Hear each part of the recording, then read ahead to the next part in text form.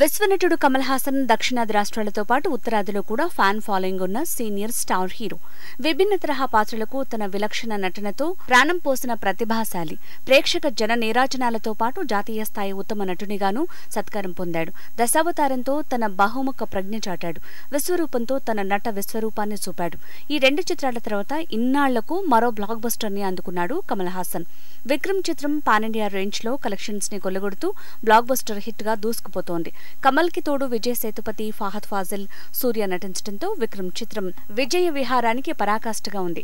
ఈ చిత్రానికంటే ముందు రిలీజ్ అయి సూపర్ హిట్ టాక్ తెచ్చుకున్న చిత్రం మేజర్. ముంబై తాజ్ హోటల్ ఉగ్రదాడుల్లో పౌరుల ప్రాణాలు కాపాడి అమరుడయ్యాడు మేజర్ సందీప్ ఉన్నికృష్ణన్. ఆయన జీవిత కథ ఆధారంగా రూపొందించిన బయోపిక్ మేజర్. మేజర్ గా అడవిశేష్ నటనకు ప్రశంసలు దక్కాయి. చిత్రంలోని భావోద్వేగాలకు సినీ విమర్శకులు, సినీ ప్రియులు సాహో అంటున్నారు. తొలి రోజు భారీ ఓపెనింగ్స్ వచ్చాయి. విక్రమ్ చిత్రం భారీ విజయం సాధించడంతో ఆ ప్రభావం వల్ల మేజర్ కలెక్షన్స్ దెబ్బతిన్నాయని ట్రేడ్ పండితుల అంచనా.